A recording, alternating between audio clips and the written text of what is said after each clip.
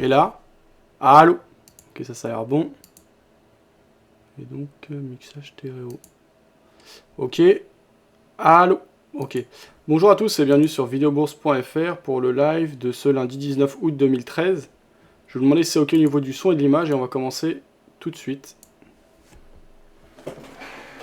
Alors...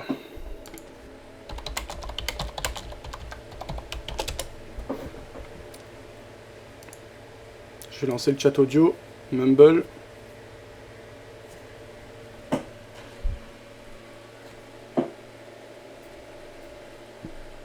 Merci Marketbull d'avoir confirmé que c'était ok au niveau du son et de l'image. Merci Cédric et salut à tous ceux qui sont présents sur le chat écrit ce jour. Sergei, Chris, Rose, voilà, et Mips tout à l'heure, Cridi également. Babe.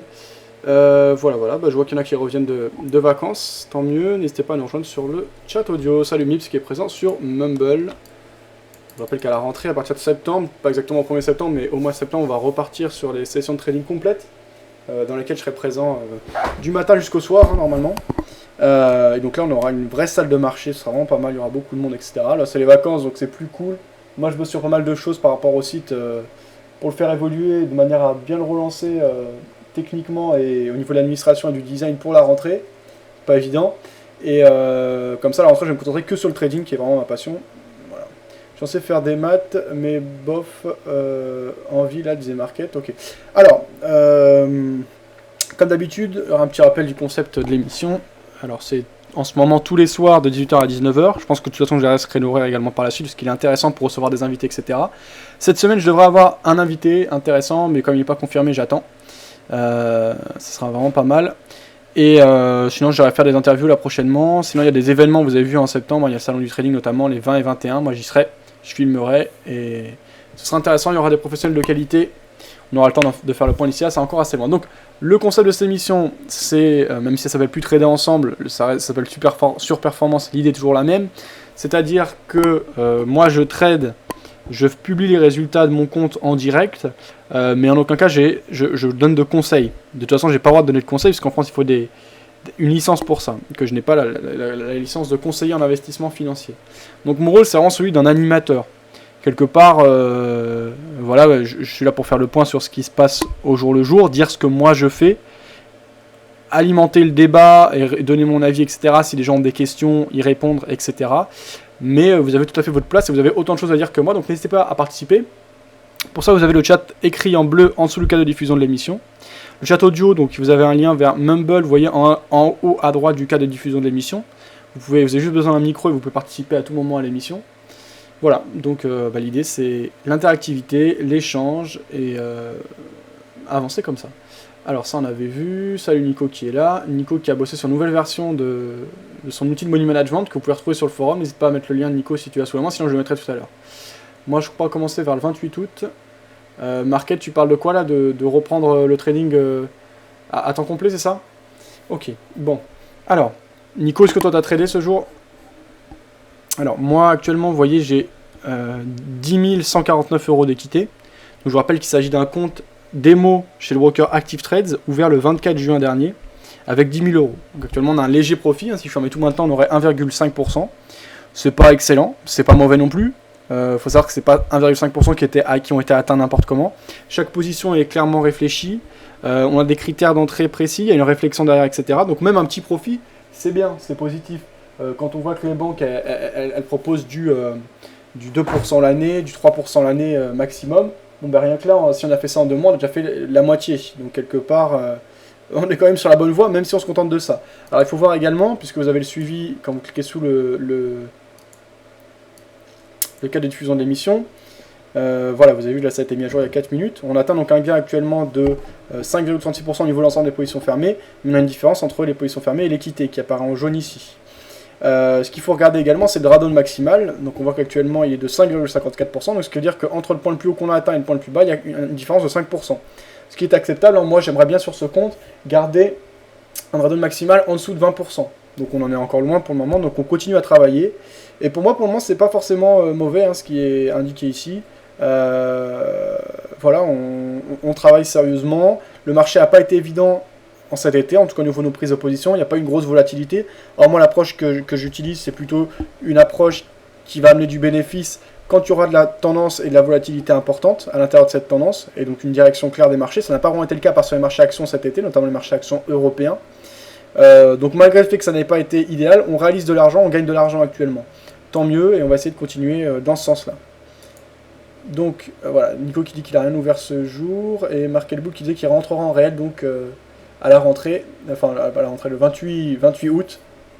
Bon, alors on va reprendre nos graphiques, et donc actuellement on a pas mal de positions ouvertes, une perte en cours de 400 €. Mais quand j'y ai quitté, hein, je compte cette perte. Hein. C'est-à-dire que ma balance est à 10 550 €, moins les 400 € de perte en cours. Donc effectivement, là, si je fermais tout, je serais bien à 10 150. Donc là, les positions en cours sont pas évidentes. On a déjà fermé un tiers sur certaines. Donc l'idée globale du compte, hein, de toute façon, c'est, pas tout le temps, mais sur la majorité des trades, prendre des trades dans le sens de la tendance, sur phase d'impulsion, couper en plusieurs fois si ça se passe mal, et laisser courir et prendre le bénéfice en une fois si ça se passe bien au moment du ralentissement. Donc vraiment suivre le marché en quelque sorte, hein, pas plus compliqué que ça. Donc déjà on va voir s'il y a des positions à fermer avant même de s'intéresser au contexte fondamental, etc. en regardant purement les graphiques. Donc on voit par exemple qu'on a une position gagnante sur le Dow Jones. On va voir le Dow Jones qu'on a ici. On a eu une belle bougie baissière, on est toujours en impulsion. On a un peu de ralentissement mais les acheteurs ne reviennent pas pour autant. Donc pour le moment on peut laisser courir. Voilà, donc il n'y a pas de prise de bénéfice là-dessus. On a un gain en cours de 28,47 € sur cette position. Autre position en cours, c'est notre achat sur l'euro-dollar. On va aller voir ce qui se passe sur l'euro-dollar. Alors, sur l'euro-dollar, on a vu une belle bougie, ici on a un graphe journalier, hein, ce jour. Depuis, il n'y a pas vraiment d'élan. Donc, je peux être intéressé de sortir parce que voilà, il n'y a plus de vraie raison d'être sur le marché. Donc, là, actuellement, si j'ai une bonne occasion de sortir au cours de cette émission, je prendrai mon petit bénéfice ou ma position neutre et je sortirai de l'euro-dollar. Ça va s'exposer s'il n'y a pas lieu d'être. Hein. Le but c'est de rentrer avec un bon timing sur une impulsion. Donc la volatilité, appelons la volatilité. Voilà, le timing a son importance. Et donc là le timing n'y est plus. Donc si on peut sortir et prendre le bénéfice et aller faire quelque chose d'autre sur un autre marché qui est plus intéressant, pourquoi pas. Alors on enchaîne avec le AUD-CAD. Alors AUD-CAD qui nous coûte un peu d'argent. On a un swap négatif de 3,86 € pour le moment et 6,09 € de perte en cours. Donc là, UDCAD, on a une dynamique de fond qui est clairement baissière. On avait perdu de l'argent dans un premier temps parce qu'on avait pris position à la vente, donc sur la tentative des vendeurs de reprendre en main le marché. C'est un peu remonté, là on a des vendeurs qui reviennent. Bonne impulsion ce jour, très bien, ça me va. Hein. On est toujours dans un contexte de dynamique de fond baissière. On retrace que 23,6%, donc la tendance de fond n'est absolument pas remise en question. On a des vendeurs qui reviennent assez franchement ce jour. Tant mieux, on laisse courir. Alors notre position ici, c'est le VIX. On n'est plus que perdant de 14,99 € sur le VIX. Alors ça c'est assez intéressant. J'avais dit notamment que moi j'étais sur un biais acheteur, donc même les cours plus bas que ceux qui étaient, parce que moi je suis rentré à 14,70, pour moi était intéressant. On voit qu'on est revenu à mon point d'entrée, donc ceux qui ont pris plus bas ont déjà gagné de l'argent. Le VIX, hein, l'idée globale là c'est... alors c'est pas le bon VIX là que j'ai, mais parce que moi c'est le contrat à échéance fin août, et ici c'est le contrat VIX à échéance septembre, mais peu importe. Ce qui est important, c'est ici en graphe journalier de voir le repli qu'on a eu. Et donc moi j'étais rentré là. D'ailleurs on a eu une baisse, donc j'ai perdu de l'argent. Là on remonte, on est au point neutre quasiment, 11,99 € de perte. Je sais plus à combien on est d'euros le point, mais pas mal. Eh bien, voilà, on a un seuil des 10. Le niveau des 10 n'a pas été franchi depuis 30 ans sur le VIX. Ce qui veut dire que si on va plus bas, ce sera la première fois en 30 ans. Donc la probabilité est relativement faible. En revanche, en 30 ans, là on l'a pas sous les yeux, mais vous pouvez la voir, on l'a déjà regardé à plusieurs reprises, je vous invite à ce sujet à consulter les émissions précédentes. On a atteint énormément de fois des seuils comme les 18, les 20, etc. Et donc pour moi, on était très bas, je pensais que les marchés actions américains donnaient des signes de faiblesse, qui se confirment un peu en ce moment. On va voir ce jour ce qui s'est passé, j'ai pas bien regardé aujourd'hui. Et donc je pense qu'on a beaucoup de chances que le VIX se retourne. Derrière, j'avais l'occasion de prendre une position en me protégeant de manière équivalente, en sortant en dessous de 10, donc à ceux qui n'a pas été franchi depuis 100 ans, et en allant chercher les 20, qui est juste le retour vers les plus hauts qu'on a marqué il y a quelques semaines et qui a été testé des dizaines, au moins des dizaines, voire des centaines de fois même, au cours des 30 dernières années. Donc pour moi, la probabilité dans mon sens, c'est tout ce que je cherche, hein, je demande pas mieux en tant que trader, je fais pas le marché, je suis trop petit, que d'avoir ces probabilités dans mon sens. Avec un money management cohérent, en acceptant qu'il y ait des scénarios peu probables qui arrivent de temps en temps. Voilà, donc très bien, on est acheteur et on est revenu au point d'entrée, donc c'est un point positif sur le VIX. Le Nikkei, on perd 34 €, on va aller le jeter un coup d'œil. Le Nikkei, on a un élan baissier, les acheteurs sont revenus. Là, on a des vendeurs qui ont mis une certaine pression. On a tenté de casser les précédents plus bas. On est dans de l'hésitation, un peu pareil que sur l'eurodoll. On n'a plus beaucoup de volatilité dans les zones qui ont été pas mal travaillées, ça se calme, le timing n'y est plus. Si j'ai l'occasion de sortir avec un petit profit, je prendrai ce bénéfice et je libérerai de l'équité. Ça sert à rien de s'exposer sur des choses sur lesquelles on n'a pas plus en tout cas d'avis particulier, de raison d'être sur le marché. Voilà, autant prendre son cash et le mettre de côté, donc pas le risquer, ou aller l'investir sur des produits qui valent plus le coup que ce qui est présenté ici.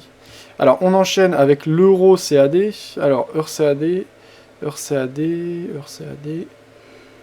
voilà, l'euro face au dollar canadien. Donc on avait une dynamique de fond haussière, on voit c'est plus bas de plus en plus haut.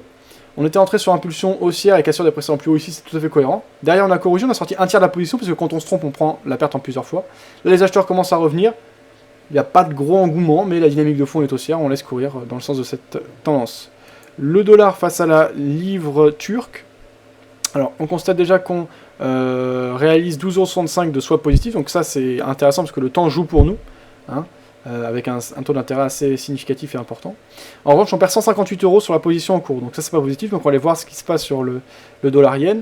Alors il faut savoir que sur chacune de mes positions, tous les scénarios mauvais, c'est-à-dire les stop loss, sont déjà prévus, très clairement en machine, comme ça je n'ai pas à y intervenir et je suis très rigide par rapport à ça. En revanche, quand ça se passe bien, je coupe manuellement. C'est un choix, d'autres pourront agir autrement. Donc là, on voit que mon premier point de sortie sera en cas de cassure des précédents plus hauts qui ont été marqués ici au mois de juillet. On en est encore assez loin, mais on a un bel élan aussi, on casse les précédents plus hauts. Donc c'est mauvais pour nous, ça arrive, il n'y a pas que des bonnes positions. On termine avec l'or, alors l'or il nous reste 0,03 lot, on a fermé un tiers de la position sur l'or pour le moment. Donc on était rentré à l'avant, donc la pulsion de fond était baissière. Ici on voit qu'on a toujours une tendance de fond baissière, mais qu'on trace presque 38.2, pas tout à fait encore. Donc la dynamique, la tendance reste baissière, mais les acheteurs sont bien revenus. J'ai tracé le support oblique aussi qui conduit le mouvement de correction. Donc désormais, l'avantage, et c'est pour ça aussi que je préfère trader dans la tendance, c'est que si la tendance de fond reprend, ça peut aller assez vite et on peut vite repasser positif. En revanche, si ça continue à mal se passer, on sortira. Donc j'ai un point de sortie au niveau des 38.2, au-dessus des 38.2, et un dernier point de sortie, donc fermeture totale de la position, si on casse les 50%. Pour l'instant, on en est encore loin. Là, on a des valeurs qui ont tenté de revenir ce jour. On va voir ce que ça donne. Voilà donc le contexte dans lequel on est. Donc je garde un œil sur l'eurodoll que je peux fermer si on a l'occasion de sortir. Donc sur ce, on va aller voir un peu ce qu'il dit sur le chat écrit. On va faire un point fondamental sur ce qui s'est passé ce jour. Alors ça, on avait vu.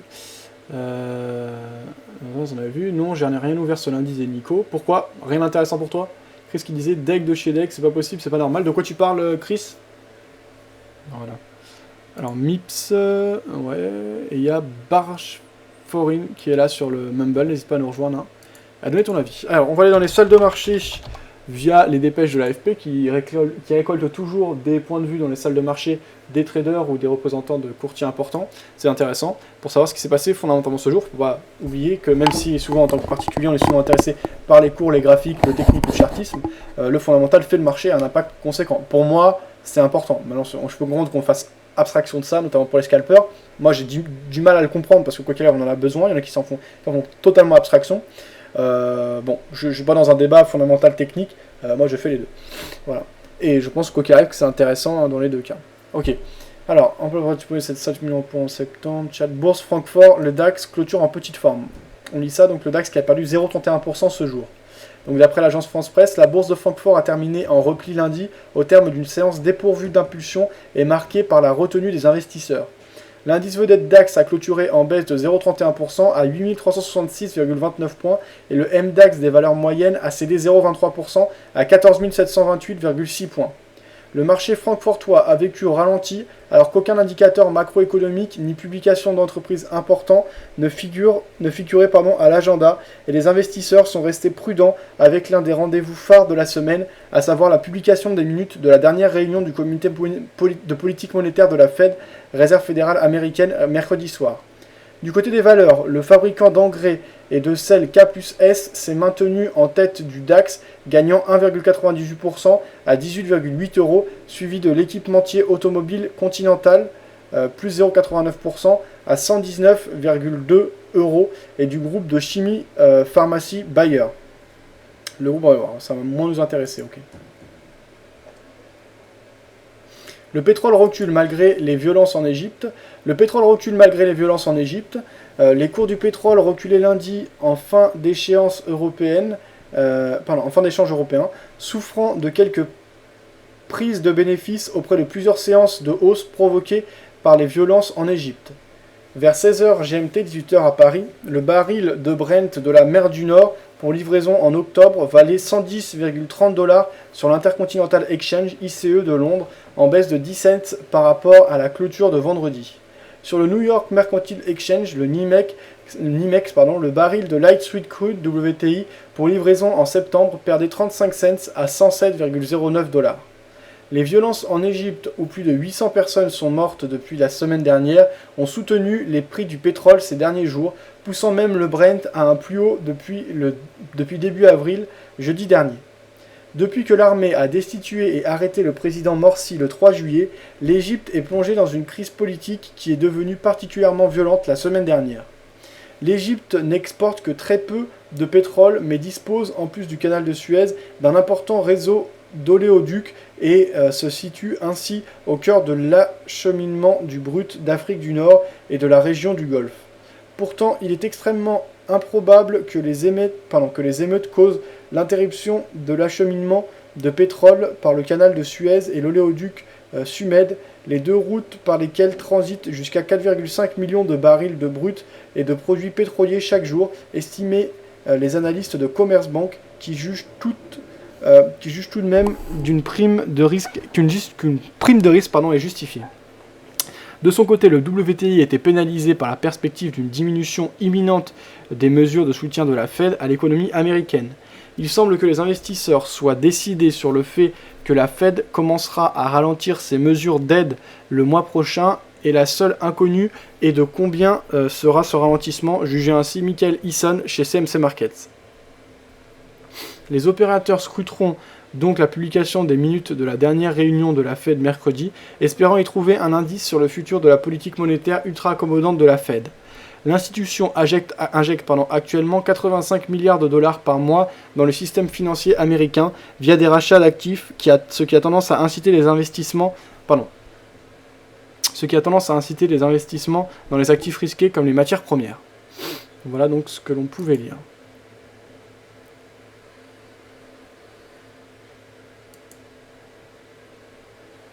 Devise, l'euro monte face au dollar, le marché attend la Fed. L'euro montait face au dollar lundi dans un marché prudent qui participe à un ralentissement imminent des mesures de soutien de la Réserve fédérale américaine à l'économie américaine. L'euro valait 1,3348 contre 1,3326 vendredi soir. La monnaie unique européenne montait face à la devise Nippon à 130,77 yens contre 130,02 yens vendredi soir, après avoir touché un plus haut en 2 semaines à 131,03 yens. Le dollar montait également face au yen à 97,95 yens contre 97,53 yens vendredi. L'euro a touché un plus haut en 2 semaines face au yen après que la Bundesbank a indiqué que l'engagement de la Banque Centrale Européenne de maintenir les taux d'intérêt bas n'empêche pas une hausse de ceux-ci si des pressions inflationnistes venaient à émerger. J'ai pas compris ce que j'ai lu, alors je relis. L'euro a touché un plus haut en 2 semaines face au yen après que la Bundesbank a indiqué que l'engagement de la Banque Centrale Européenne BCE de maintenir les taux d'intérêt bas n'empêche pas une hausse de ceux-ci si des pressions inflationnistes venaient à émerger, expliquait Ankit Kapoor chez CMC Markets.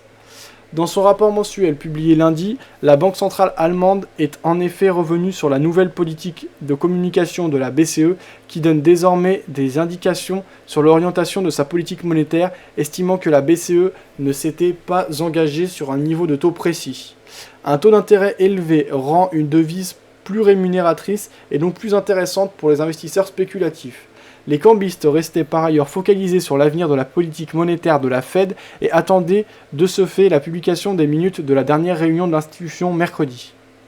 Avec un calendrier économique incroyablement léger durant la première partie de la semaine, les marchés devraient être léthargiques jusqu'à la publication des minutes de la dernière réunion de la Fed mercredi, jugé Jonathan Sudaria chez Capital Spread. Les opérateurs chercheront dans ces minutes un indice sur le futur de la politique monétaire ultra accommodante de la Fed. Il semble que les investisseurs soient décidés sur le fait que la Fed commencera à ralentir ses mesures d'aide le mois prochain, et la seule inconnue est de combien sera ce ralentissement, jugé Michael Eason de chez CMC Markets. La Fed, qui injecte 85 milliards par mois dans le système financier américain, via des rachats d'actifs, a indiqué qu'elle pourrait diminuer ses injections dès septembre si l'économie américaine continuait de montrer des signes d'amélioration. La semaine dernière, le couple euro-dollar, bon ça on s'en fiche, ok. Ça on avait vu, les blogs on dit, Bourse de Paris, marque une pause après sa hausse récente. Donc moins 0,97 ce jour pour le CAC 40, il faudra que je fasse le point sur les 2 derniers mois là. Pour mettre à jour, vous avez la comparaison entre mes performances et les performances du CAC. Pour le moment, le CAC fait beaucoup mieux que moi cet été, il faut reconnaître. Alors, long termine en baisse, inerte en attendant la Fed. Alors, on voit que les yeux des investisseurs sont tournés vers la Fed, c'est toujours l'été, il ne faut pas l'oublier, même s'il y a pas mal de gens qui reviennent. Toujours un peu de tension par rapport à Gibraltar entre l'Angleterre et l'Espagne. Donc l'Égypte, hein, ça craint, donc au niveau du pétrole, ça a un impact, bien sûr.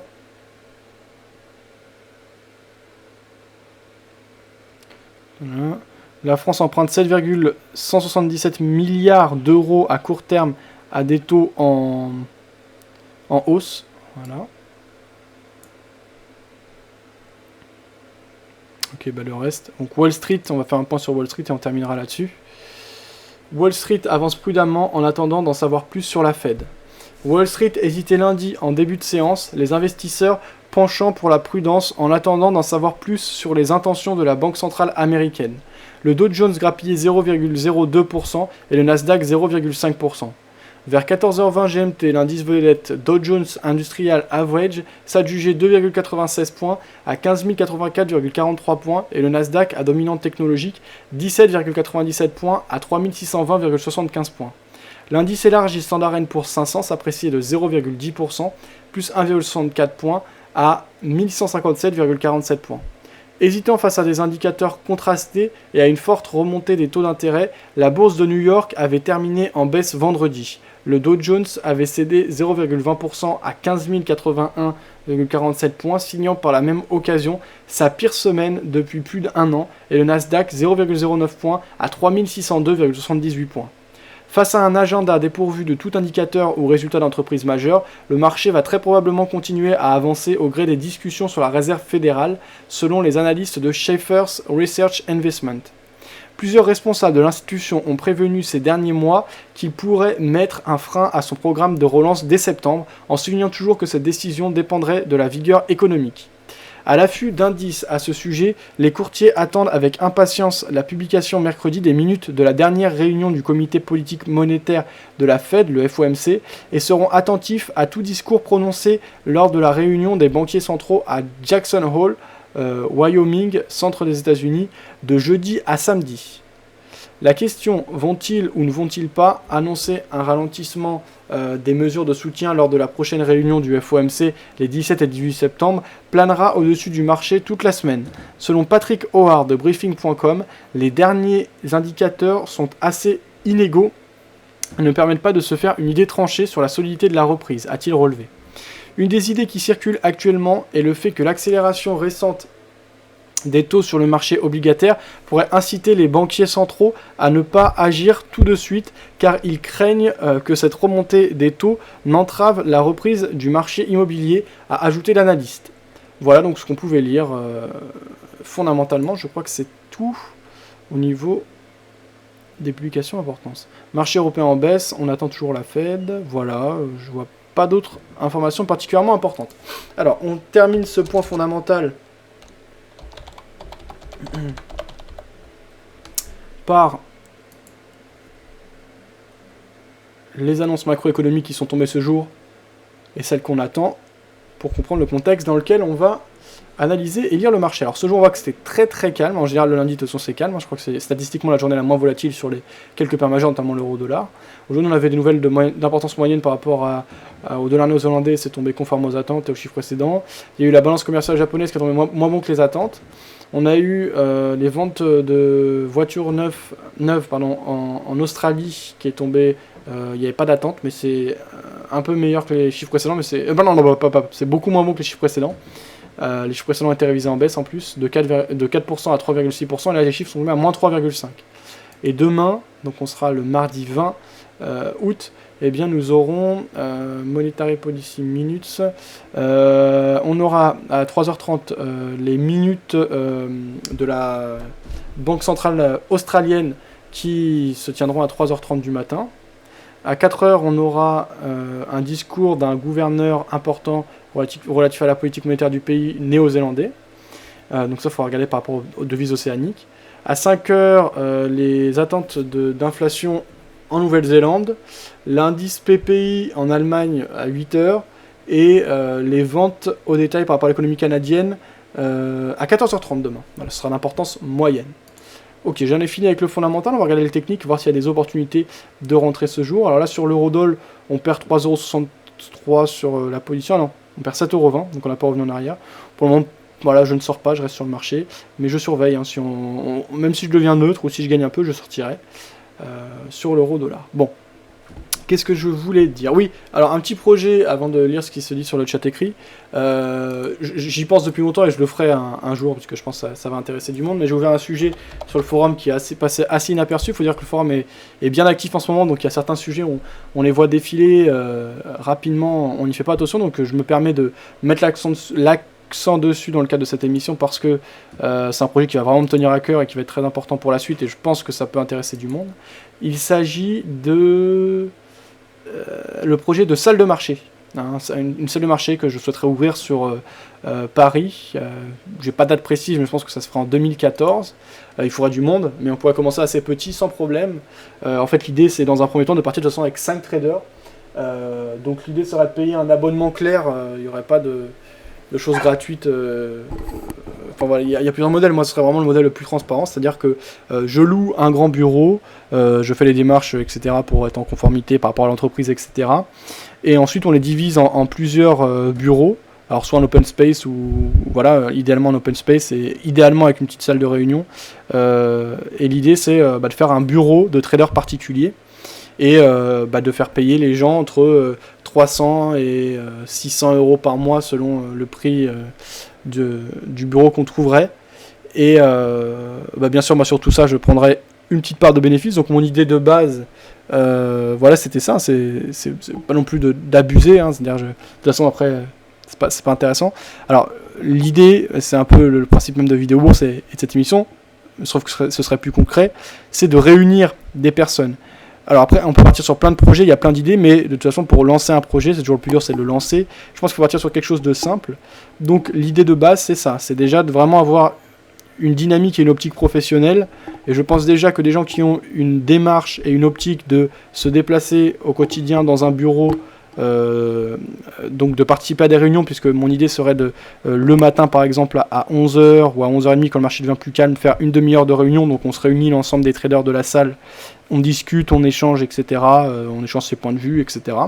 Ça crée de la cohésion. Voilà, de toute façon, des gens qui vont payer, ça, des gens qui viennent dans ce type de démarche, c'est quand même des gens qui vont être calés sur les marchés. Ça peut pas être ça peut être des débutants, mais quoi qu'il arrive, je veux dire, ce sera des gens qui seront intéressés et qui auront pour envie d'apprendre et de partager. Et donc on pourra discuter, on verra comment s'organisera, fondamental, technique, au niveau des résultats obtenus, etc.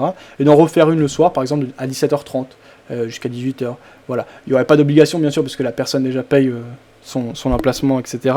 Mais l'idée, ce serait de construire un groupe, et à partir de là, après, une fois qu'on a ça, ça peut avoir d'autres avantages, puisqu'on peut bénéficier de prix.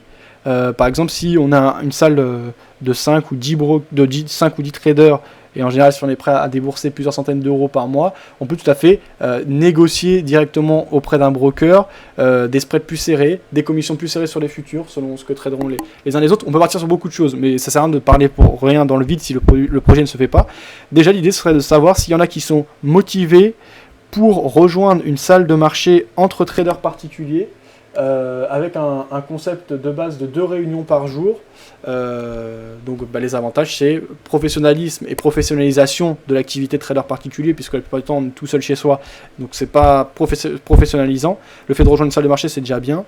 Le fait de côtoyer d'autres personnes, parce que le net c'est bien, mais il y a trop d'aspects abstrait, et en vérité il y a de tout, on sait, hein, sur le net. Donc déjà le fait d'avoir la démarche de venir dans un bureau, etc., vous verrez qu'on sera que entre personnes motivées, ça sera, on va dire un filtre, et oui, c'est ça, un filtre, comment je trouve plus mon mot, mais c'est pas grave, un filtre automatique qui fera qu'on sera entre personnes motivées en tout cas, et intéressées.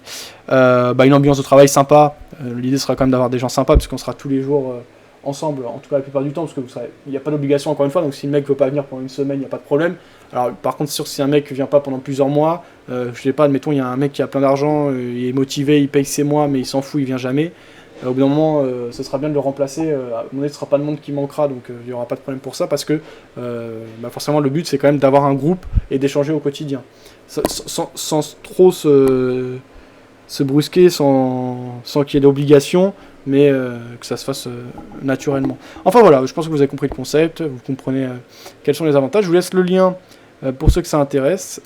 Moi, c'est un projet, alors quand je vais m'y mettre, là c'est pas encore le moment, hein. Là je fais les premières demandes tout doucement pour voir qui ça intéresse. Après, au moment de lancer le truc, je verrai avec les gens intéressés plus concrètement comment on s'y prendra au moment du lancement, etc. Mais une fois que ça va être lancé, ça va être un projet dans lequel je vais mettre énormément d'énergie. Là que j'en commence à parler tout doucement, voilà. Je commence à en parler tout doucement. Donc voilà, je vous ai mis le lien sur le chat écrit, pour ceux que ça intéresse. Ceux qui regardent cette vidéo en différé, n'hésitez pas à réagir par rapport à ce que je dis ici, en commentaire sous cette vidéo. Alors, je connais déjà plusieurs personnes qui sont motivées pour participer à un tel projet, donc ça devrait aller assez vite de le lancer. Comme je dis, je pense que ça va se lancer en 2014. Ok. Alors, on enchaîne dans le temps réel. Nous, ça on avait vu. C'est quoi le site où tu lis tes infos, disait Market Bull? Il s'agit de romandie.com, Nico te l'a mis. Je suis pas dispo pour trader en ce moment. Ok, ouais, ce que tu me disais hier, Nico. Alors, justement, on avait parlé avec toi hier, hein, Nico, d'un tel projet. On en avait parlé vaguement, hein, mais toi, de toute façon, je crois que tu n'es pas sur Paris. Alors, bonjour, pourrais-tu donner ton avis sur NZD-CHF demandé Overload? Oui, on va aller voir ça, tout à fait. Over, et donc, merci Nico, disait Market Bull. Ok. Alors, NZD-CHF, on va commencer par ça, parce qu'il y a une demande qui a été faite. Quelle heure est-il? 18h39, il nous reste encore une demi-heure d'émission, puisqu'on a commencé à 18h10, donc c'est bon, on est dans les temps. NZD-CHF, voyons voir. Déjà, on retient par rapport à NZD. On sait qu'il y a du chiffre macroéconomique cette nuit, on l'a vu tout à l'heure. NZD CHF.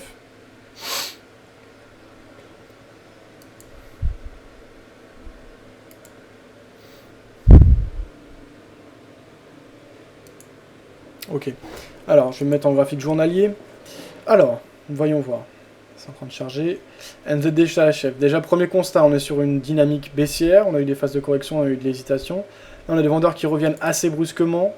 On n'est pas forcément dans les zones de tendance, hein, actuellement, on est plutôt dans de l'hésitation. Il y a une belle dynamique ce jour, donc je me verrais tout à fait vendre le NZD CHF. Pourquoi pas? Pourquoi pas? On a une belle dynamique, sachant que ce matin on était quand même haussier. On a des vendeurs qui reviennent. Bon, cette nuit on a de la nouvelle. La nouvelle elle joue ni dans le sens ni contre moi, puisque je n'ai pas d'informations particulières par rapport à la politique monétaire du NZD USD, par rapport à la politique monétaire néo-zélandaise. Donc ça n'ajoute pas de probabilité, mais ça ne m'en enlève pas non plus. Par contre, c'est un vecteur de volatilité. Je sais qu'il y a une grosse news cette nuit, donc on est plutôt censé avoir plus de volatilité. Et ça, c'est plutôt un point positif pour moi, puisque j'utilise une approche où j'essaie de suivre les impulsions, donc j'ai besoin de volatilité pour générer de l'argent.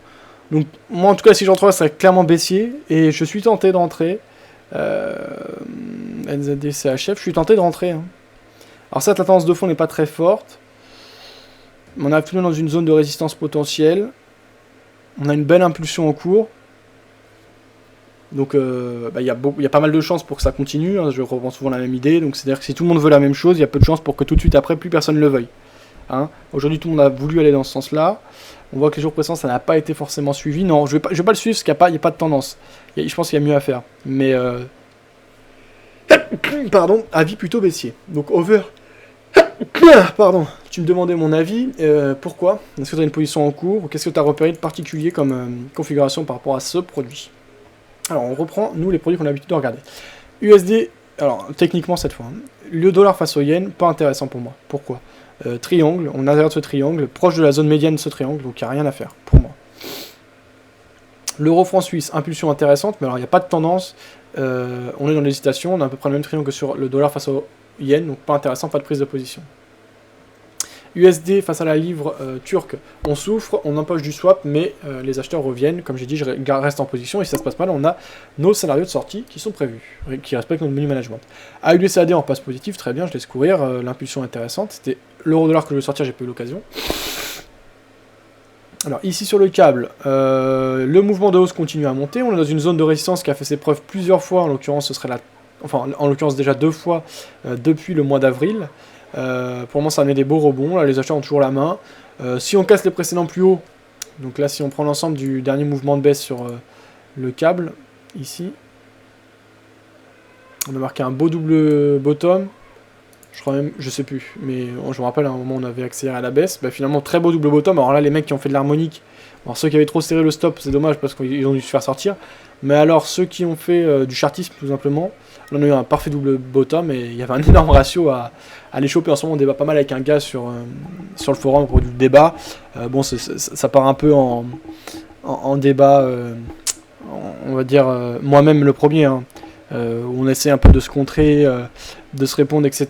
Bon après, là je pense qu'il faudrait le faire avancer, je sais pas si ça va être possible, mais voilà, sur le forum des fois c'est comme ça, des fois on est passionné par un débat où on veut montrer les choses, etc. Donc on peut avoir tendance un peu à s'énerver, ce qui n'est pas le but finalement, on s'en fout d'avoir raison ou tort, c'est pas le but dans l'absolu, c'est de gagner de l'argent par rapport au marché financier. Mais quoi qu'il arrive, ce qui est intéressant c'est que ça motive les personnes à montrer leurs plus beaux arguments, et souvent c'est comme ça qu'on peut avancer sur les sujets. Quand on a vraiment envie de répondre à quelqu'un, quand on veut montrer ce qu'on veut dire, etc., et démontrer ce qu'on veut dire, ça peut faire avancer le débat commun et l'idéologie commune, donc ça peut être intéressant, voilà, les connaissances communes, etc. Donc voilà, bon, le câble, j'ai pas grand chose à faire, si on casse après 100 plus haut, pourquoi pas acheter, on cassera en plus en même temps les 61 points %. On voit qu'en tout cas, sur le câble, on a des mouvements très bien proportionnés d'un point de vue harmonique, justement, et d'après l'étude des ratios de Fibo, puisqu'on voit qu'on a une accélération baissière. Derrière, quand on retrace 23.6, on a des réactions baissières, on finit par casser ce seuil, mais on reste un bon moment dessus.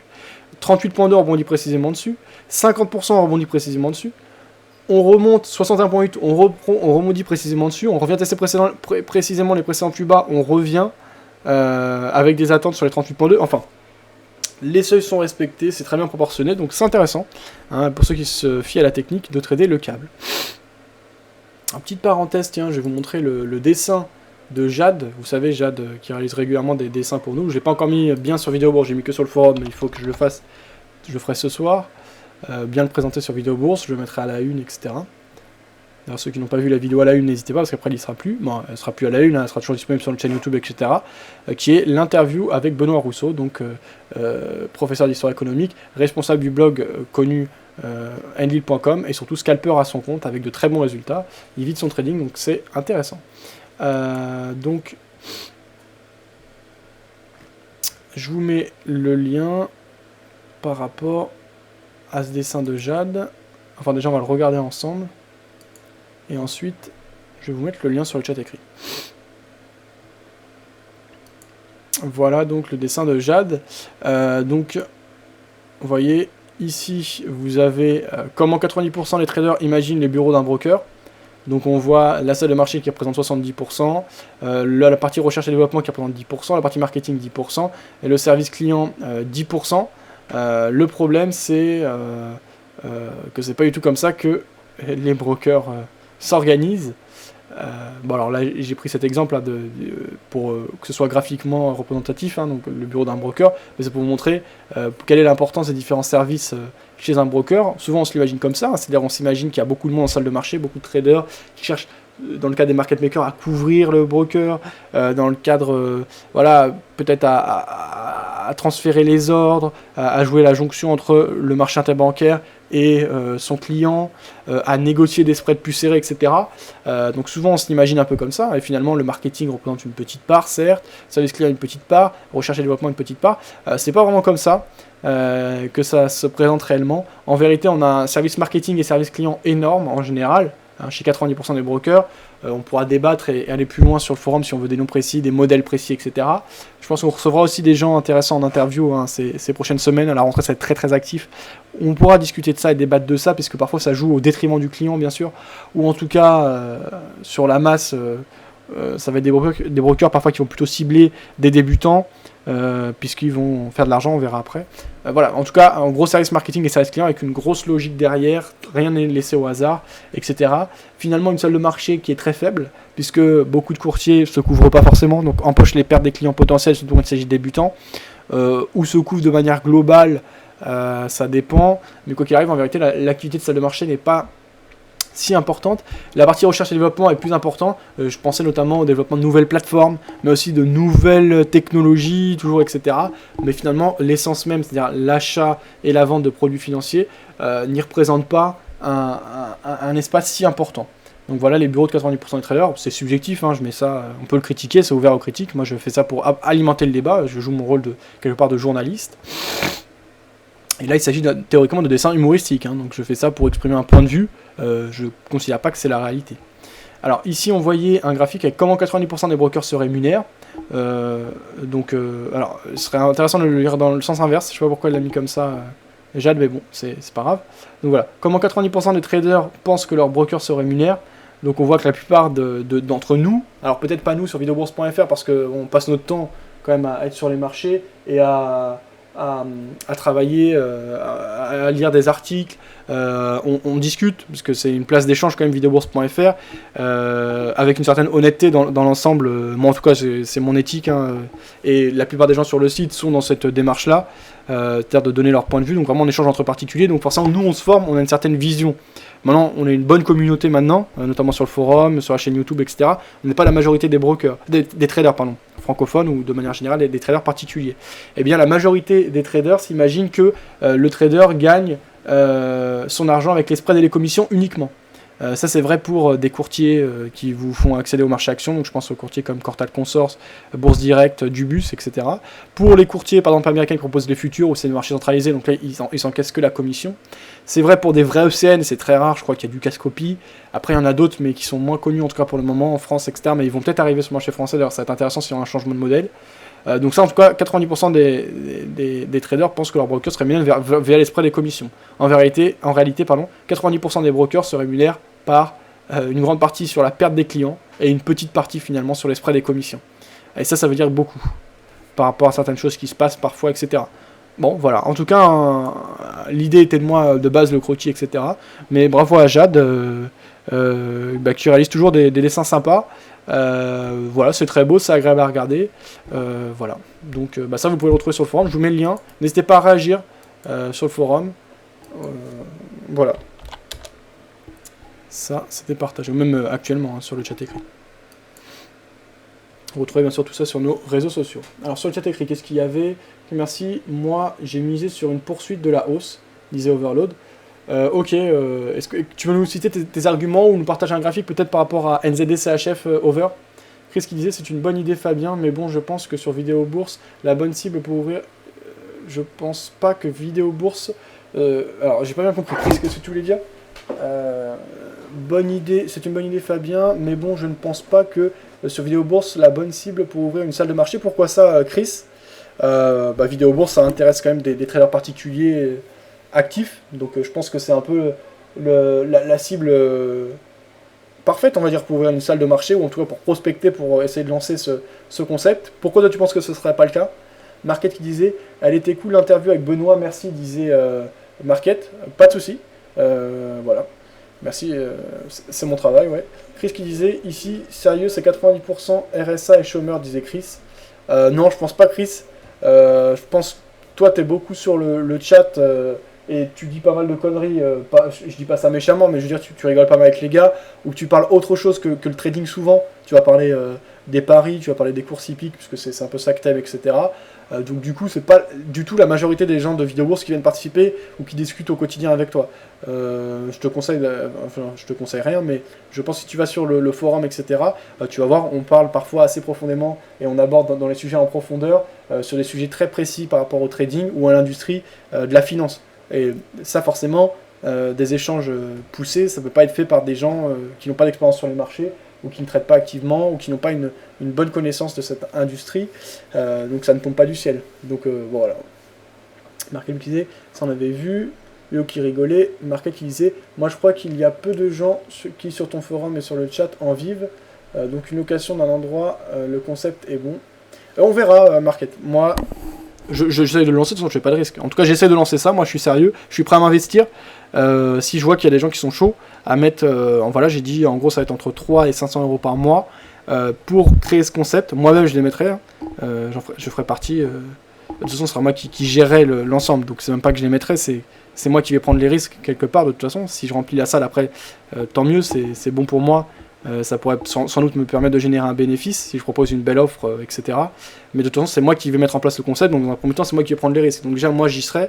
Voilà, moi, je suis quand même un acharné au niveau des marchés. En général, j'ai rien à prouver, je crois. Ça fait des années que je fais vidéo bourse et que je suis tous les jours sur les marchés, que je me déplace sur des événements, que je fais les interviews, etc. Donc voilà, derrière, il y aura moi comme base déjà... je pense que mon image est plutôt bonne au niveau du sérieux et de l'aptitude et de ma passion pour les marchés au fur et à mesure des années. Après, si je vois des gens motivés, certes, il faut un certain capital hein, pour mettre 300, 400, 500 euros chaque mois dans un bureau et pour rejoindre un groupe. Je pense que c'est tout à fait possible. Hein. Et c'est pas toujours ce qui... Enfin, bref, on verra. Voilà, alors ça, on avait vu. Location, ça, on avait vu. J'ai regardé le graphique en 4 heures et tracé une ligne de support. Ok, over, donc par rapport à ta position sur le dollar néo-zélandais face au franc suisse. Donc, il disait, beaucoup vont être ok, mais peu vont franchir le pas. On verra ça. Oui, perso, si j'en vivais et que j'étais seul chez moi, je pense que ça m'aurait intéressé. Comme d'hab, après, il faut qu'il y ait une bonne ambiance, disait Yo-Yo. Alors, ça on avait vu. Alors, on en était là, voilà, le câble, j'avais dit pas de prise de position. Puisque l'impulsion est haussière, mais on est encore sous les précédents plus haut. Donc, pas de raison particulière de rentrer, c'est pas mon approche. Eurodoll, comme j'ai dit, ça m'intéresse plus, donc j'essaie plutôt de sortir là. L'or, on est déjà en position à la vente. Dynamique de correction franche, ça jouait contre nous, on a sorti un tiers de la position, donc on a respecté, on a été rigoureux dans le money management, on a pris un tiers de la perte. Donc là, le sérieux et la rigueur ont été accomplis. Pour l'instant, ça joue contre nous, dommage. Ce jour, on a plutôt des vendeurs qui reviennent, tant mieux. On va voir si les vendeurs sont capables de reprendre clairement en main ce marché et de reprendre la tendance de fond qui est baissière. On enchaîne avec le DAX, DAX qui sous-performe toujours par rapport au CAC, qui était largement sur des précédents plus hauts. Ce n'est pas du tout le cas sur le DAX, puisque sur le DAX, on voit ici qu'on est sous les précédents plus hauts. On a de l'hésitation, il n'y a pas beaucoup de mouvements ce jour, donc on attend vraiment a priori, après les news fondamentales et ce qu'on a pu écouter en salle de marché tout à l'heure par les publications de l'AFP, que les yeux sont rivés vers les décisions de la Fed, et notamment on surveillera attentivement les minutes du FOMC mercredi. Donc d'ici à mercredi, fondamentalement, il n'y a rien à prévoir, sauf des événements particulier exceptionnel. L'euro face à la livre sterling, on a un bel élan baissier, ça commence à faiblir, on est dans une dynamique d'hésitation, il y avait une tendance de fond qui était haussière, non je ne suis pas spécialement intéressé, vous vous rappelez j'avais vendu l'euro livre sterling, derrière j'avais coupé, voilà parce qu'on n'a plus un bon timing, on ralentit au niveau du mouvement de baisse, donc je préfère sortir du marché. Dollar franc suisse, on est dans une dynamique d'hésitation claire, plutôt dans la partie basse du range. Je vous rappelle que j'avais acheté sur une impulsion haussière. D'ailleurs, j'étais ressorti, on avait pris un petit bénéfice, ça avait bien corrigé, on revient au niveau des précédents plus bas. Bon, pour moi, on est toujours dans la même zone de range, il n'y a pas de direction franche. On est plutôt dans la partie basse du range, donc si on a des grosses impulsions haussières, pourquoi pas acheter. Si on casse la partie basse, effectivement, pourquoi pas vendre, mais pour le moment, il n'y a pas d'indication précise. Donc maintenant, on va rien faire. VIX, on est en position acheteuse, on en a déjà parlé tout à l'heure. Le Dow Jones, on est en position vendeuse, toujours impulsion intéressante. Vendredi, ça avait un peu traîné, ce jour, ça traîne un peu. Si on voit qu'on continue à traîner ces prochains jours, je considérais que l'impulsion n'est plus de mise, qu'on est désormais dans une phase d'hésitation et je sortirai du marché. Ça n'est pas le cas pour le moment, pour moi l'impulsion est toujours en vigueur et je laisse courir. Le Nikkei, on en a parlé, ça m'intéresse plus les masses, donc si j'ai l'occasion de sortir, je pourrais sortir. L'euro face au dollar canadien, dynamique toujours haussière, on est en position, je laisse courir. Le CAC 40, élan haussier, phase de correction ce jour, bougie baissière intéressante, mais pas suffisante selon moi, sachant en plus que je suis déjà exposé sur les marchés actions américains, on a quand même une corrélation, même si ça a été moins vrai ces derniers temps. Bon, en tout cas pour moi c'est trop tôt, hein, il ne s'agit que d'une petite bougie baissière. Si demain on a une bougie baissière de la même acabit, pourquoi pas shorter? Si on a une grosse bougie baissière, pourquoi pas shorter? Si on a une bougie haussière, on ne shortera pas. Je n'achèterai pas non plus parce que fondamentalement je suis plutôt vendeur sur les marchés actions. Mais voilà, donc pour le moment, on n'a pas de signaux suffisants pour moi pour shorter, même si on a des convictions fondamentales plutôt baissières ou psychologiques. Là, d'après la psychologie des marchés, si on considère qu'ils sont surachetés, donc on a un plus gros potentiel de correction. Moi, le signal là, au niveau de l'étude des cours, n'est pas suffisant pour vendre. Bon, au niveau du S&P, alors on a eu une belle impulsion, phase de correction très significative. On commence à avoir un peu d'hésitation, un peu comme sur le Dow Jones. Je suis toujours vendeur pour ma part. Alors, le pétrole, on avait pas mal monté du côté du pétrole, on a cassé les précédents plus hauts ici sur le Sweet Crude Oil, notamment par rapport aux tensions en Égypte. On peut même plus parler que des tensions, parce qu'il y a quand même, je crois, près de 700 morts au total, plus de 600 en tout cas. Donc c'est quand même très grave, hein, une espèce de petite guerre civile. Donc forcément, Égypte, qui est un pays très important dans la région, avec ses pays principaux producteurs de pétrole, c'est notamment on va dire un nœud particulièrement important, que ce soit de communication ou diplomatique, etc. Donc ça a amené de la tension. Là, ce jour, on a eu des vendeurs qui sont un peu revenus, donc ça se calme un peu a priori de ce côté-là. En tout cas, on corrige un peu du côté du pétrole. J'aurais pas d'avis précis. En tout cas, quand il y a des tensions de ce type, alors quelque part on peut se dire c'est pas très moral, mais d'un autre, de toute façon, que tu joues pas par rapport au pétrole ou qu'à quelque chose d'autre, tu changeras rien à la situation. Mais quand on a des tensions de cet acabit, moi je suis en poursuivre les impulsions. Puisque là, on a des vecteurs et des potentialités de signes noirs, c'est-à-dire d'événements particulièrement négatifs, élevés par rapport à l'habitude, et qui peuvent amener des grosses variations, puisque ça peut changer fondamentalement la donne, ou en tout cas sur des points stratégiques. Donc il faut vraiment suivre les mouvements impulsés par ce type d'événements quand ils se produisent. Moi j'ai pas eu l'occasion la semaine dernière, mais j'aurais vu ce type de signaux, là, quand on a eu l'impulsion, j'aurais très bien pu acheter. Et ça aurait été cohérent selon moi. MZDCHF, on avait vu. Alors, si vous avez d'autres produits que vous avez repérés qui sont intéressants, n'hésitez pas à me le dire. Sinon, moi, je vais aller en chercher d'autres. Parce que c'est là-dedans, on regarde un peu tout le temps les mêmes actifs. Alors, AUDGPY. Non. Alors, AUDUSD.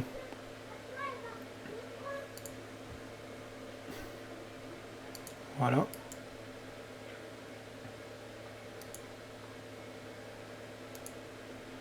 Donc, alors, AUD USD, dynamique de fond baissière, tendance de fond baissière ici en journalier, phase de correction, beau retour des vendeurs. D'ailleurs, on avait des plus hauts de plus en plus bas, là on était un peu revenu, donc on a du mal à continuer le mouvement. Impulsion sympa, je la suis, je ne veux pas me prendre la tête plus que ça. Dans le pire des cas, enfin, dans le pire des cas c'est toujours des pertes, hein, mais de toute façon je pense qu'on a de bonnes chances même de réaliser un petit profit, parce que même si finalement il n'y a pas une volatilité énorme, ben, on a beaucoup de chances pour moi de réaliser un petit profit, la tendance étant dans le sens. Si ça se passe mal, on sortira au fur et à mesure, et ça peut aussi repartir sur une grosse pression, une cassure de pression plus bas et un décalage, donc je prends avec 0,1 lot, donc position à la vente. Ça va nous permettre d'utiliser d'ailleurs ce qui nous est proposé par l'ami Nico. Donc voilà, j'ai ma position qui était ouverte sur AUD USD. Alors je vois que je suis également vendeur sur AUD CAD, c'est dommage, ça fait un peu doublon. D'un autre côté, je suis acheteur sur l'eurodoll, ça c'est plutôt positif, ça cale un peu. Je suis vendeur de dollars face à la livre turque, donc voilà, ça déséquilibre pas trop mon panier de... Voilà, l'ensemble de mes positions ouvertes, donc pas de souci. Alors AUD USD, on va fixer des points de sortie. Alors, si ça se passe bien, bah, c'est simple, hein, on suit le mouvement et on coupe une fois qu'il ralentit, une fois qu'il s'essouffle. Donc là, on pourrait par exemple parler sur un ralliement des précédents plus bas, c'est ce point de repère qu'on va prendre pour le calcul du money management. On va voir si ça vaut le coup et si on prend pas trop de risques. J'essaie de ne pas prendre plus de 3-4% de risque par trade, voire 5% grand max, c'est rare. Ça peut arriver hein, si on est sur des positions particulièrement long terme, mais quoi qu'il arrive, de toute façon, ça va être plutôt sur des positions long terme. Donc quelque part, on a plus de risques ou plus de gains potentiels, mais sur une période plus longue. Donc ça, c'est pas forcément incohérent. Alors pourquoi j'arrive pas à sélectionner le...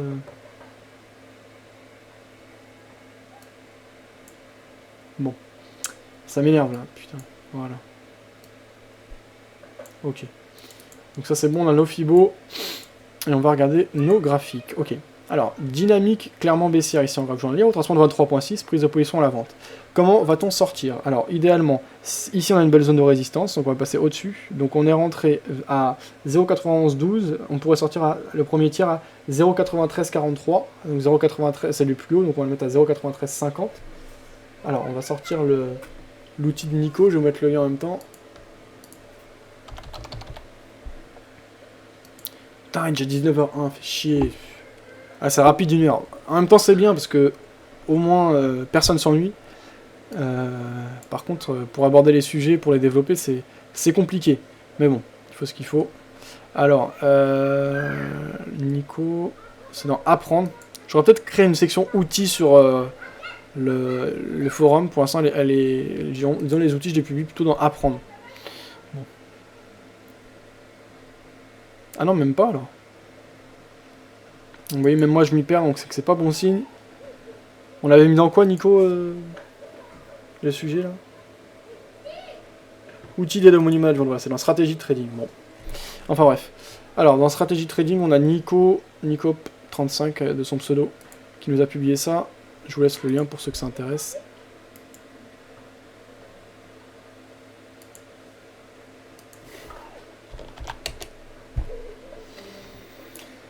Alors, sur cela, voilà, on indique la devise. Donc on va mettre à gauche, on a affaire à AUD. Donc AUD. Et à droite, USD. Voilà, les données qui sont calculées automatiquement.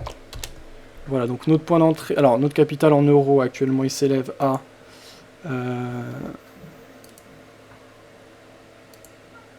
Merde. 10 156 €. Donc... 10 156. Ok. Cours de la USD est calculé automatiquement via les données de Google Finance. Merci Nico pour son calcul. Taille de la position, on a une position de 0,1 lot. Donc 10 000. Valeur d'un pip en AUD, valeur d'un pip en euros, d'accord. Donc on a une valeur finalement qui est assez faible, hein, valeur du point sur AUD USD. Alors, notre stop loss. Alors, le cours d'ouverture déjà. Cours d'ouverture.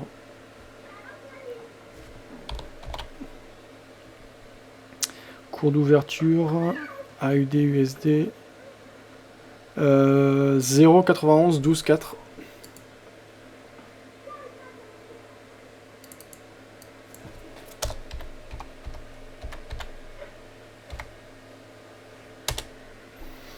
Ok, stop loss 1, donc j'ai dit 0,93 50.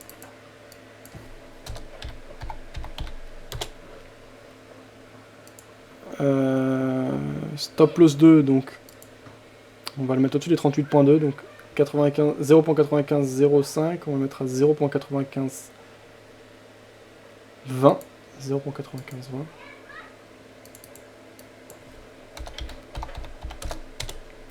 Voilà, et enfin, le dernier stop loss. On va le mettre au-dessus des 50, hein, pour pas faire compliqué. Donc on a 0,97 11, bon, on va mettre à 0,97 20 également. 0,97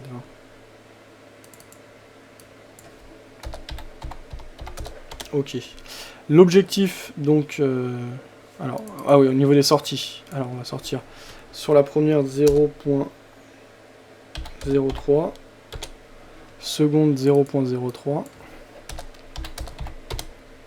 Et dernière 0,04.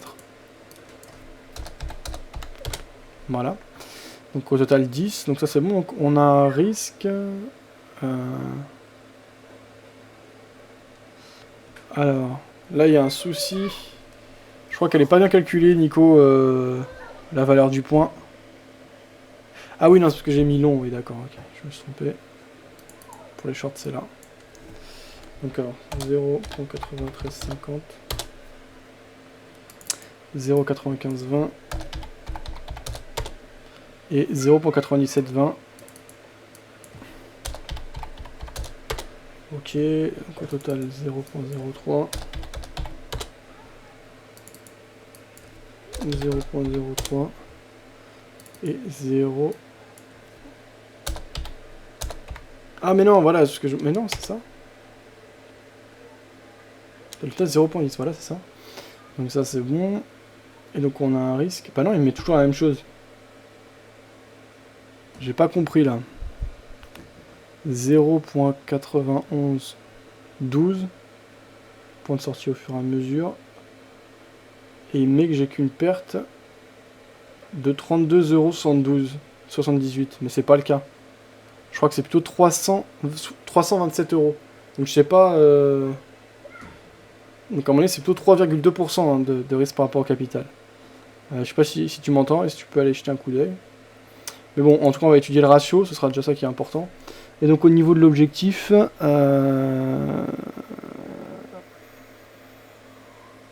Au niveau de l'objectif, on aura un objectif par défaut, on ne sait pas exactement combien il sera. On mettra 0,88 On est au-dessus. 0.89. Voilà, pour faire un chiffre rond.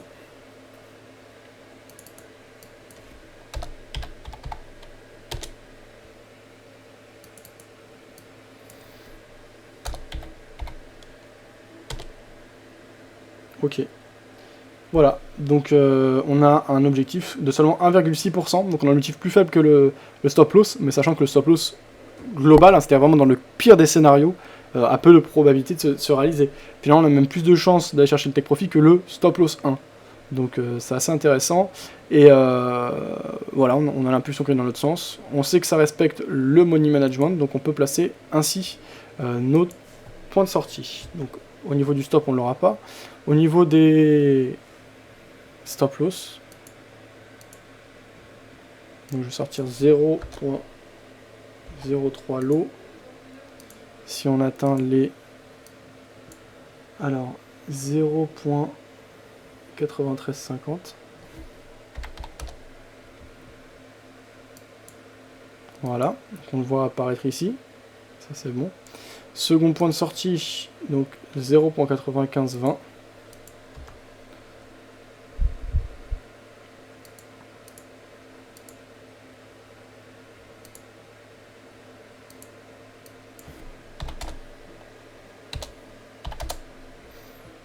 Voilà, donc ça apparaît ici sur notre graphe. Et dernier point de sortie, donc au-dessus des 50%. Donc j'ai dit à 0,9720.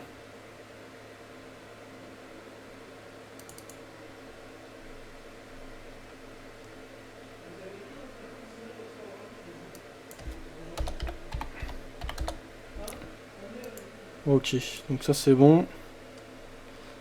Putain, ça m'énerve cette croix là. Des fois je me trompe et je ferme des positions, ça m'est arrivé l'autre jour avec le Dow Jones. Je fais bien attention à ce qu'il n'y ait pas eu de problème ici. Donc ça non, c'était bon. Ça a remonté au 16, ok. Donc ça c'était bon. Voilà, là on a nos positions qui sont en vigueur. Alors on va aller voir d'autres produits qu'on a... Si on a d'autres possibilités. L'euro franc suisse.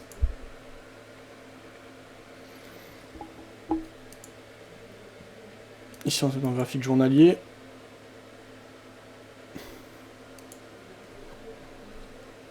Je vais voir cela, disait Nico. Ok, merci à toi Nico. Je disais ça comme ça, ne sont pas obligé de faire quoi que ce soit. C'était si tu l'avais sous les yeux. Alors, donc ça on avait vu. Pas de mouvement particulier sur l'euro franc suisse, donc pas intéressant. Euro GBP, euro dollar, gold, silver, USD CAD. Tiens, USD CAD.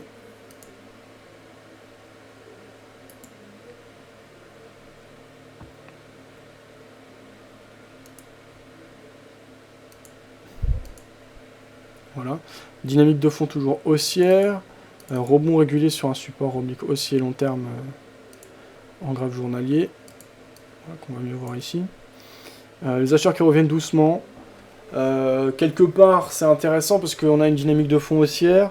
Si on trace le support oblique aussi, on est toujours au-dessus de ce dernier. Donc là, si on relie les différents points bas, voilà ce que ça donne. Finalement, on l'a touché très récemment là. On a une amorce de retour. Maintenant, les précédents plus hauts sont plus bas que les précédents. Ça va pas m'intéresser plus que ça. Pas de prise de position. Allez, on va voir un dernier produit. NZD USD. Tiens, pourquoi pas.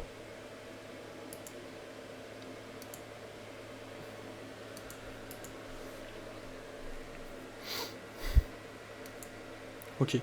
Alors, il y a une belle dynamique sur le NZD USD. Alors ici, on est en H1 sur ce moment journalier. Ouais, belle dynamique sur NZD USD.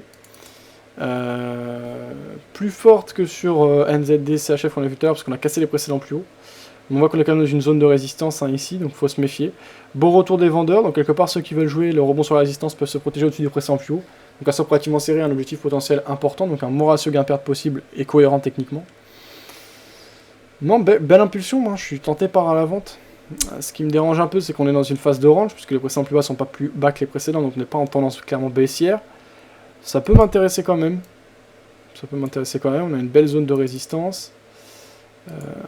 La dynamique de fond est baissière quand même. Hein, en journalier. Voilà ici. On a retracé 50%. On a eu une belle hausse ce jour qui a été complètement infirmée. On termine sur une grosse bougie baissière, donc une bonne volatilité. Allez, je vais suivre. Et ce sera mon second trade ce jour. 0.1, voilà, qui est fait. Short, donc du NZD-USD.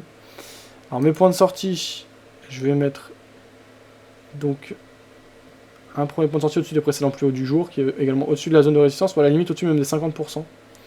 Donc à 0,81, 85. Alors, 0,81, 85.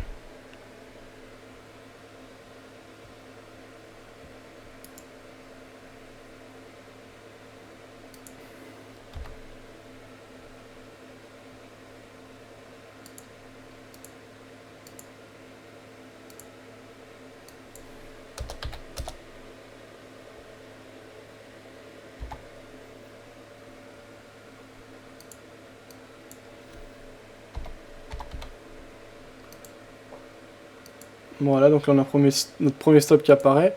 Le second au-dessus de 61.8, donc 0,8310.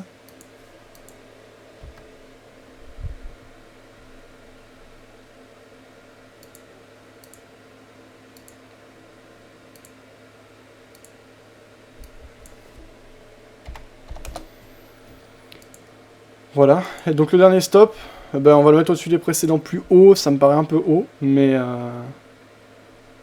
ouais, ça me paraît trop haut en fait. Donc on va prendre un écart type. C'est trop haut, ça m'intéresse pas de faire du si long terme. Quelque part au-dessus de 61.8, il y aura à ce moment-là, dans ce cas, tout fermé à 61.8, donc celui-là on ferme en 2 fois. Ouais, on va voir. Sinon il y a voilà, 0,8450, hein, pourquoi pas. C'est un écart intéressant. 0,8450. On pourra toujours prendre le choix sur le coup. Là, c'est juste histoire de se protéger. 0,8450.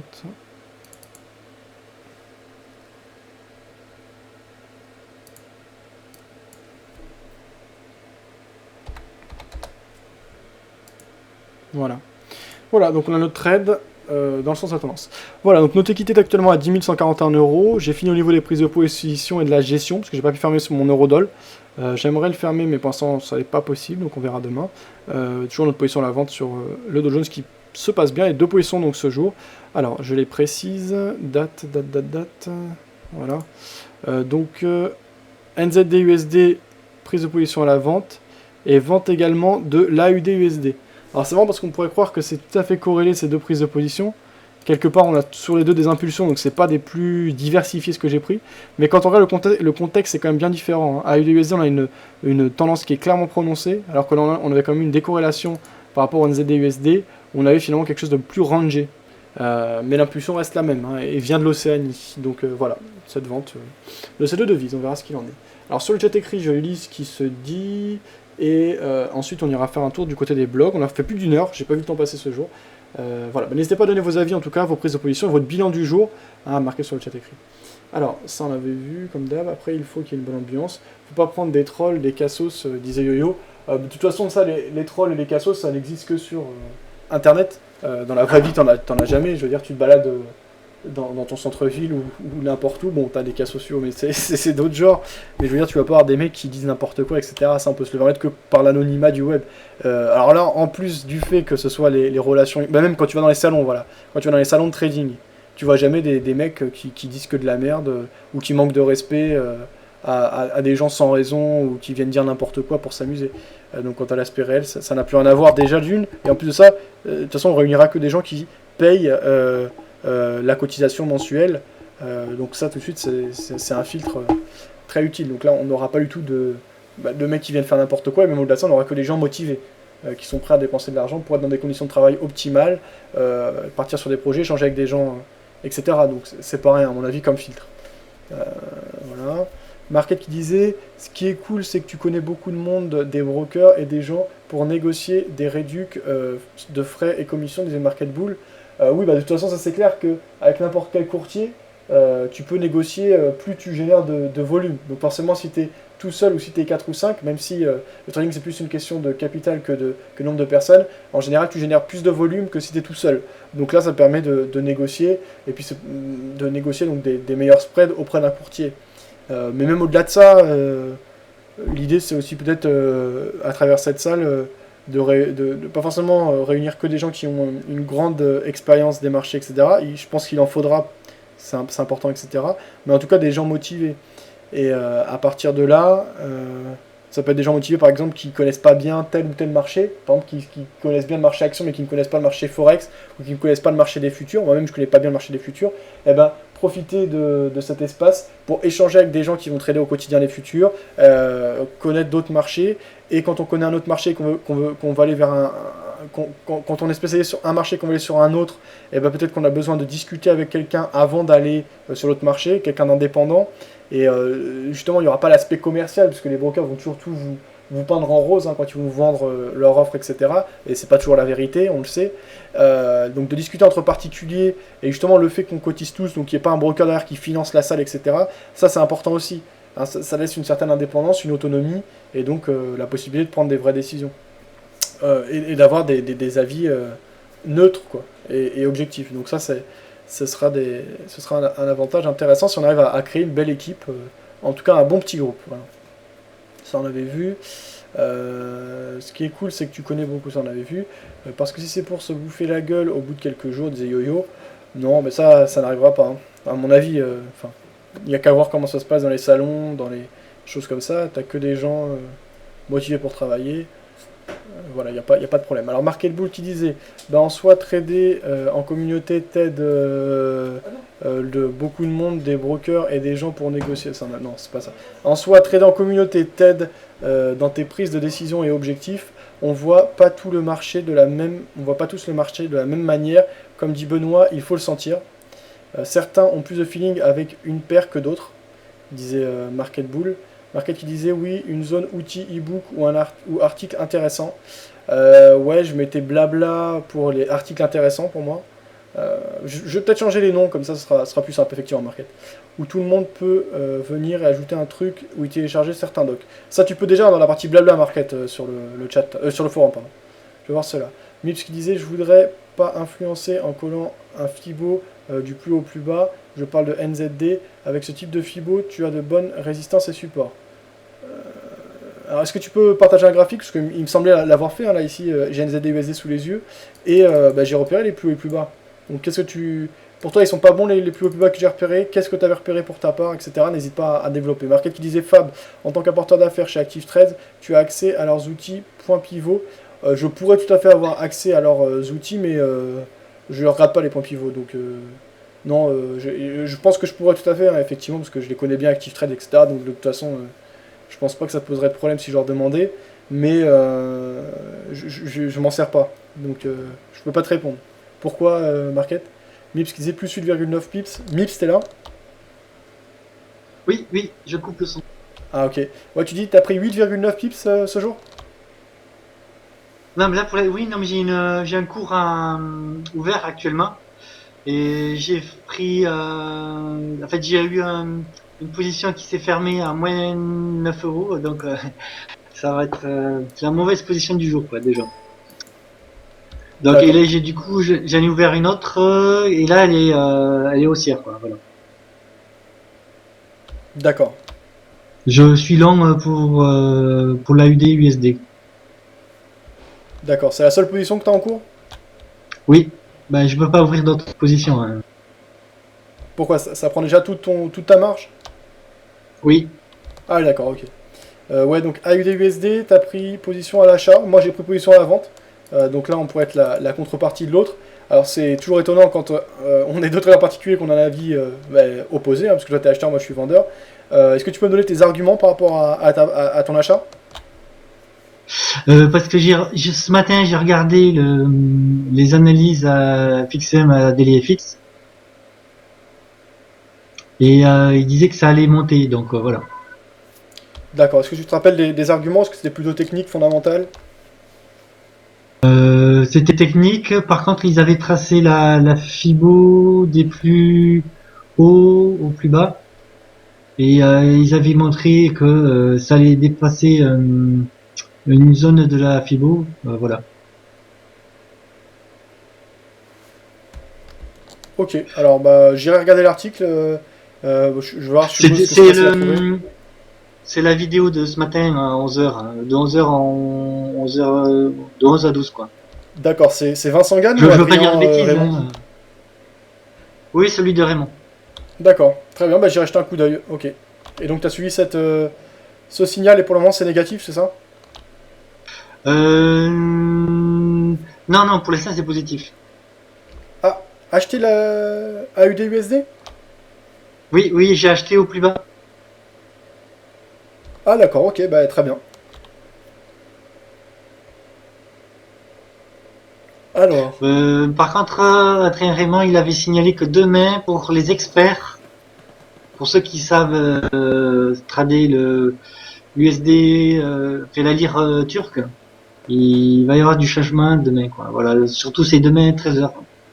Il va y avoir une annonce de la Banque centrale turque. ok, moi je suis en position à la vente là sur le dollar face à la livre turque, donc je suis en place. Ok. J'accumule du swap positif et voilà. Donc du coup t'es rentré chargé sur AUD-USD? Là, je suis chargé, ouais. D'accord. Et en termes de menu management, c'est un trade sur lequel tu prends combien de risques en termes de pourcentage? Là, j'ai pris 0,02 lot. Rien de plus. De toute façon, je suis limité, donc je peux pas faire plus. La limite pour faire moins, c'est 0,01 lot. C'est assez limitatif.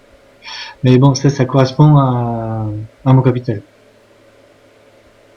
Ok. T'es chez Active Trade? Non, Non, pas de t'es chez... forex. Comment tu dis? Pardon? Oui, je me rappelle plus, t'es chez qui déjà pour le Forex? Hot forex. Ah oui, Hot Forex, oui, c'est vrai. Tout se passe bien pour le moment au niveau exécution, etc. Oui, ça va. Ce que je me rends compte au jour d'aujourd'hui chez Hot forex, c'est qu'ils mettent un premier pas pour le stop de 30, donc 30 points. Des fois, c'est un peu pénible, quoi. Ah, tu peux pas mettre ton stop loss plus près que de 30 points? Ben, le A va essayer de l'exécuter, mais il y a si c'est un A, ça va le passer, mais toi, manuellement, tu pourras pas. D'accord, ok. Et tu traites toujours avec l'Expert Advisor de FX Pro? Ouais. Je suis en train de me faire une petite collection, d'ailleurs, même si on n'est pas chez FX Pro, sur la page d'accueil, quand on clique sur la bibliothèque d'Expert Advisor, on a le classement des 5 premiers. C'est disponible pour tout le monde. Ah d'accord, donc on peut les télécharger sans problème. J'ai pas dit de télécharger, j'ai dit qu'il y a le classement de disponible. Ah, mais après si on veut les télécharger, on peut les retrouver sur le web, parce que je crois qu'en général c'est des robots gratuits, c'est ça? Oui, voilà, c'est ça. Ok, ok, ok. Et donc là, ouais, par rapport à USD, c'est une position moyen terme, tu vas la laisser courir cette nuit? Oui, c'est ça. Ok, J'ai pour objectif 40 pips là-dessus. d'accord. Tu prends combien actuellement là? 20 points, non, au moins? Là, pour l'instant, je suis à 98 points. Ouais, donc 9,8, ouais. Là, ouais, 9,8 quoi. Ok, ok, ok, bon, on verra en tout cas. On a un avis différent. Mais bon, c'est le On marché. va voir le résultat des courses demain. Ouais. Salut FXeur, que je retrouve souvent lors des salons. Tu seras là sur le salon de septembre FXeur 20 et 21 à Paris, là, salon du trading. C'est vrai qu'il disait, c'est quoi ton concept de groupe de trading? J'ai raté le début, disait Cédric. Je vais te remettre le lien si tu veux. C'est en fait, je vais essayer pour 2014, c'est un des projets de monter une salle des marchés avec des traders particuliers. Et donc de faire payer une cotisation mensuelle pour la location de... En fait, moi je louerais un grand bureau, sûrement un open space avec une salle de réunion, et ensuite de sous-louer chaque bureau à des traders, dans l'idée de faire une salle de marché avec 2 réunions par jour d'une demi-heure, et puis après éventuellement partir sur d'autres concepts, mais partir sur quelque chose de simple, et voilà, donc le concept de base ce serait celui-là, et puis voir si ça fonctionne, voir si ça intéresse du monde. Si c'est le cas, j'essaierai de le monter. Donc d'ici fin de l'année ou début 2014, je te mets le lien. C'est dans la partie blabla du forum. Je t'envoie le lien. 2 secondes.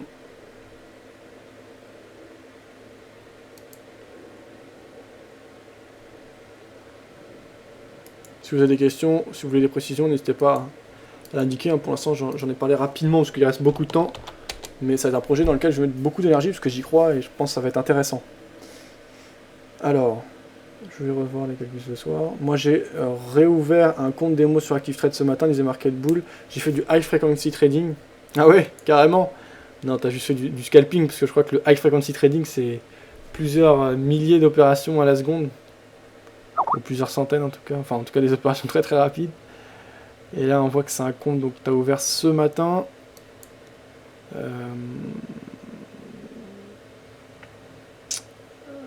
Chez ActiveTrades, un compte de démonstration. C'est un compte sur lequel tu as déjà pris 51 trades. Les statistiques sont vraiment intéressantes puisque tu as un facteur de profit de 8.73. Donc sur 51 trades, c'est quand même énorme. Tu as un drawdown maximum qui est de 15,28% pour un profit actuel de 9,06%. Donc ça, c'est mitigé puisque en vérité, pour le moment, tu as plus de risques que de gains concrets. Bon, pour l'instant, c'est très bien en tout cas, puisque tu as 43 trades gagnants sur 51 au niveau des probas. Un gain moyen qui est de 1,89€, mais la perte moyenne de 4,49€. En ce moment, tu gardes un très bon facteur de profit, donc tant mieux. Tu as beaucoup la probabilité largement dans ton sens. Durée moyenne du trade 40 minutes, bah, tu es loin du high frequency trading. Voilà, et donc si on regarde, tu as tradé essentiellement donc l'euro-dollar, le câble, le dollar face au dollar canadien, le SHF et dollar yen. C'est des statistiques sympas, je vais l'ajouter à ma liste de comptes surveillés. Est-ce que tu peux nous en dire plus peut-être sur la stratégie adoptée par rapport à ce compte market? Ça on avait vu. Non, on regarde l'euro AUD. Ok, donc Fixer qui nous partage un qui répondait non, il sera pas là pour le salon, lui qui a l'habitude de venir.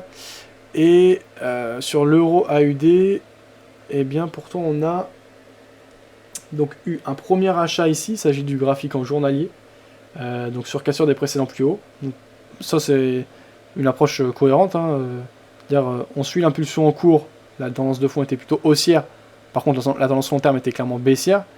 On casse les précédents plus hauts, donc on est en impulsion, prise de position à l'achat. Deuxième achat sur la cassure d'une autre zone de résistance, hein, a priori, de ce que je vois. Alors, il y a eu un troisième achat qui a été fait et qui pour le moment est négatif. Je le vois pas apparaître, mais je crois qu'il y a un achat ici, c'est ça. Et c'est quoi en rouge? C'était stop, c'est-à-dire que là, tu es proche du point de sortie potentiel ou pour l'instant tu laisses courir. En tout cas, là, tu as un premier trade qui finance et qui bénéficie d'un gros gain. Donc là, c'est une position long terme, parce que c'est quand même une position qui a duré plusieurs semaines, voire plusieurs mois maintenant, qui pour le moment porte ses fruits. Quel est le niveau que tu vises précisément sur l'euro AUD, Fixer? Ça on avait vu. Ça sera à Paris ton groupe de trading, demandait Cédric. Oui, tout à fait, ça c'est clair et net que ce sera à Paris. Après, quel quartier, je sais pas encore. J'ai des idées comme ça, mais c'est très vague et on verra le moment venu. Pourquoi pas Montparnasse par exemple, ou des choses comme ça. Market qui disait, ouais, j'en ai beaucoup sur la journée. Je chope très peu de bénéf, mais je fais beaucoup. J'ai continué à vendre l'euro-doll. Demain, je serai plutôt haussier sur la paire dès que l'info sur l'Allemagne sorte. Et je veux pas arriver dans un moment de marché à spread haut, disait Market. Sur le GEP-USD, j'ai vu une figure chartiste qui devrait se réaliser. Laquelle, Market? Si tu as quelque chose à nous partager, n'hésite pas.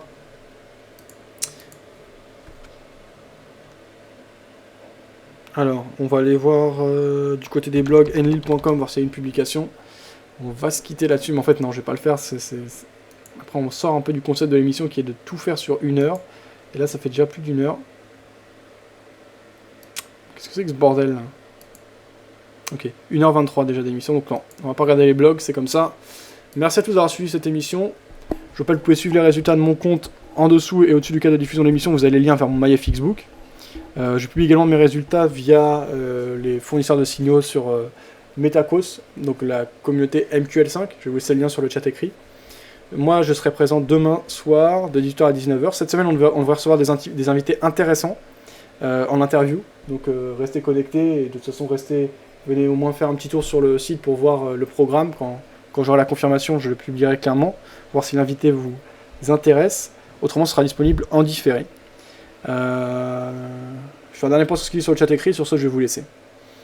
Ça on avait vu. Ouais, 1.5 disait Fixer. D'accord, ouais, donc ça c'est ce que tu vises. Market qui disait au premier temps, on a un canal baissier depuis des semaines et on va toucher le haut. Ok, market donc par rapport au câble. On verra ce que ça donne. Donc toi tu as repéré une zone de résistance. En tout cas un point haut sur une tendance de fond baissière. J'ai aussi trouvé un losange qui montre souvent un retournement. Ok. Bon, ciao. J'y vais Mips, bonne soirée à toi. Et... Allez, bonne soirée. Tiens, salut Vincent, ça va? Ah, Vincent, il doit être dans le coin. Ah ouais, c'est quoi cette info là par rapport à Shanghai? Il y a eu une info particulière?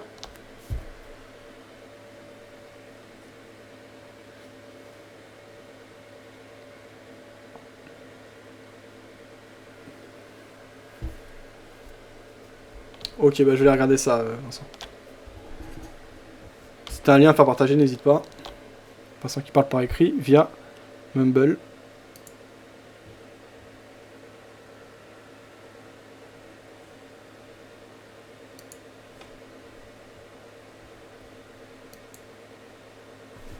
Merci. Bon, j'y vais, bonne soirée à vous.